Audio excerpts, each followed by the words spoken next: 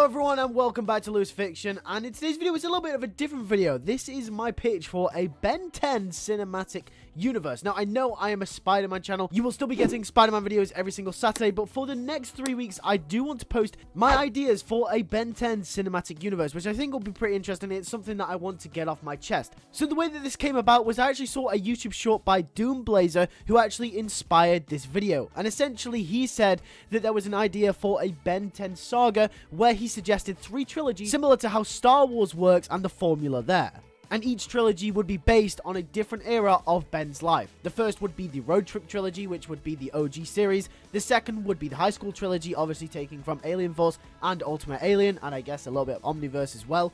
And the third trilogy would actually be the adult trilogy, akin to Ben 10,000 from the original series. So I want to expand upon this in a 3-video series dedicated to Ben 10, taking inspiration from Doomblazer's idea of having it be a 3-part saga. Make sure to subscribe to his channel. I'll leave a link in the description down below. But anyway, with that being said, let's get straight into it. So this video will focus on the first trilogy, which will be the Road Trip trilogy. And the first film in the franchise will be called Ben 10, plain and simply. So the main cast obviously will be Ben, Gwen, and Grandpa Max throughout all 3 films. This first film will actually follow Ben and him getting the Omnitrix, as we do. This first film will mostly be a feel-good movie before Ben starts to really feel the weight of responsibility of the Omnitrix. Essentially, it will be a movie that is really fun, and it's just about him exploring his powers. At this point, Ben is immature, and he doesn't really understand the full extent of what the Omnitrix can do and what is actually out there. His journey will start here, and this trilogy's overarching theme will also be about responsibility and the power that it holds. And another overarching theme throughout all 3 films will actually be the relationships around him as well, especially with his cousin Gwen.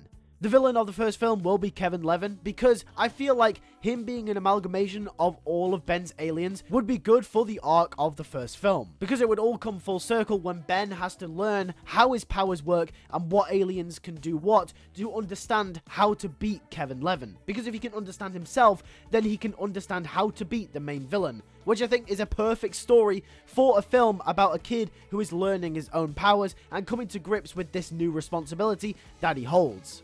So obviously Kevin Levin will be one of the main characters as well, and his relationship with Ben will also develop throughout this film.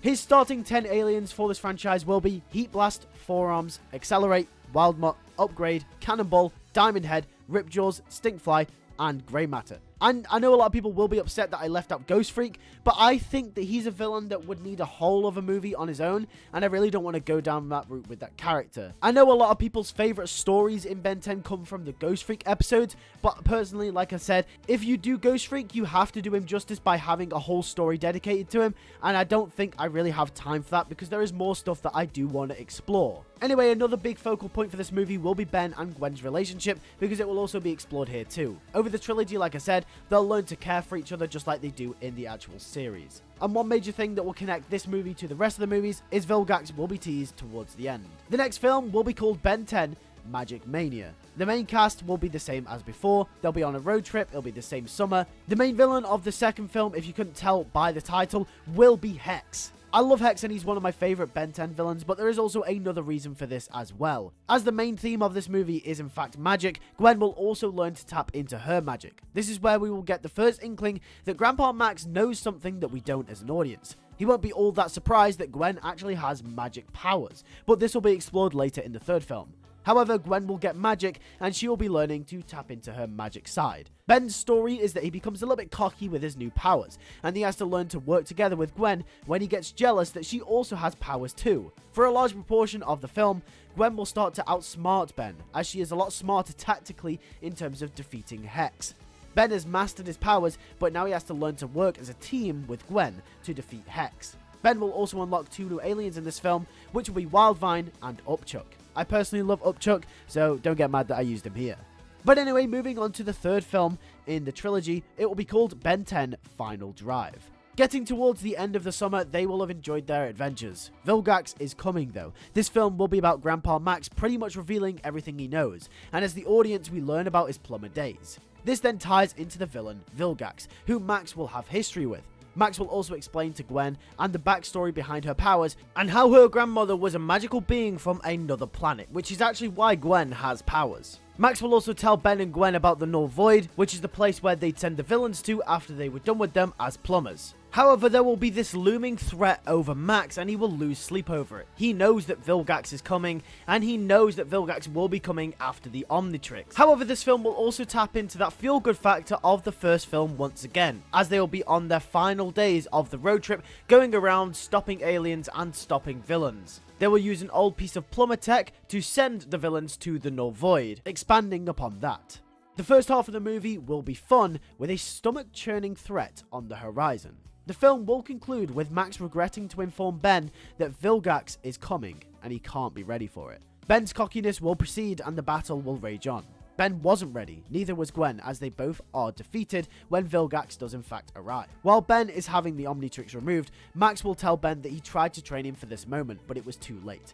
And he will reveal in the last half of the film that the Omnitrix was actually meant for him and not Ben, for if Vilgax were to ever return, but Max didn't think he could hold the responsibility of knowing this information until now. During the final battle, Max will gain control over the Omnitrix and will fight Vilgax in the final fight. Vilgax will be defeated, but Grandpa Max will unfortunately die in this battle, and the Omnitrix will become vacant. Now, I know what a lot of you guys are saying. If someone has the Omnitrix, they actually can't die because the Omnitrix will prevent them from dying, either by them becoming a different alien, which can prevent their death, or just something along those lines. However, I'm going to make it, for story reasons, that this is not the case in this trilogy, or in this franchise, should I say, because I think it kind of takes away from the stakes that our main character can't actually be touched.